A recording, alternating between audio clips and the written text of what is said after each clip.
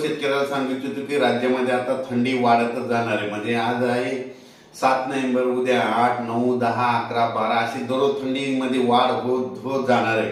म्हणून हा अंदाज लक्षात द्यायचा। सर्व शेतकऱ्याला सांगितलं होतं की ज्या उत्तर महाराष्ट्रातल्या ज्यांना कांद्याचं रोप टाकायचं असेल तुम्ही टाकून या, कारण की आता काही पाऊस येणार नाही म्हणून काही चिंता करायची गरज नाही। त्याच्यानंतर ज्यांचा चणा कोणाचा चणा पेरायचा राहिला असेल तर तिने पेरणी करून घ्यावी। गहू पेरणीसाठी पोषक वातावरण आहे। पण राज्यामध्ये सांगायचं झालं तर विभाग घेऊ, पूर्व विदर्भात हवामान कोरडं राहणार आहे, पश्चिम विदर्भात कोरडं राहणार आहे, मराठवाड्यात देखील कोरडं राहणार आहे, त्याच्यानंतर पश्चिम महाराष्ट्रात देखील कोरडं राहणार आहे, त्याच्यानंतर कोकणात देखील कोरडं राहणार आहे, मध्य महाराष्ट्रात देखील कोरडं राहणार आहे। म्हणून हा अंदाज लक्षात द्यायचा। राज्यात सांगायचं झाल्यापासून आता उद्यापासून म्हणजे आता 7 तारीख आहे, म्हणजे आणखीन दररोज थंडी अशी वाढत जाणार आहे आणि थंडी वाढत गेल्यामुळे राज्यातील पारा आता घसरायला सुरुवात होणार आहे। म्हणून हा अंदाज लक्षात द्या। पण राज्यातल्या सर्व शेतकऱ्याला सांगितलं होतं की राज्यामध्ये खूप पोषक वातावरण आहे, पेरणीसाठी पोषक वातावरण आहे, कांदा रोप टाकण्यासाठी पोषक वातावरण आहे। फक्त राज्यामध्ये मात्र द्राक्ष बागायतदार त्यांना सांगितलं होतं की या वातावरणामध्ये धुराळीचे प्रमाण राहील। म्हणून हे अंदाज लक्षात घ्यायचा। आणि परत एकदा सांगितलं होतं की राज्यामध्ये 13 नोव्हेंबर आणि 14 नोव्हेंबर दरम्यान राज्यात फक्त ढगाळ वातावरण येणार आहे।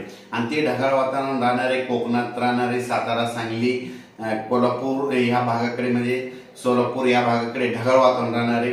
म्हणून हा अंदाज लक्षात घ्या। पण 13 तारखेपर्यंत मात्र राज्यामध्ये हवामान कोरडं राहणार आहे। म्हणून हा अंदाज लक्षात घ्यायचा।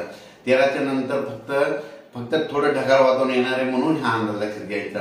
आणि राज्यातल्या सर्व शेतकऱ्यांना सांगितलं होतं की राज्यामध्ये आता थंडी दररोजच वाढत जाणार आहे। म्हणून हा खास करून शेतकऱ्यासाठी थंडीचा अंदाज दिलेला आहे।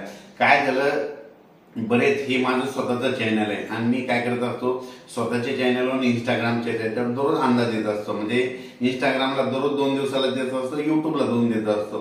पण काही जण युट्यूबवाले काय करतात, माझं गेल्या वर्षीचा जुना व्हिडिओ अपलोड करतात आणि ते शेतकऱ्याला दाखवतात। शेतकऱ्याला सांगितलं होतं की वाढ डेट सांगितल्याच्या नंतर त्या अंदाजामध्ये एक 2 वेळेस समजा अंदाजामध्ये डेट नसली की तेच खराब समजतात। कारण की काय झालं, त्यांना ते पैसे मिळवण्यासाठी ते काय करतात, परत माझे जुने अंदाज टाकतात।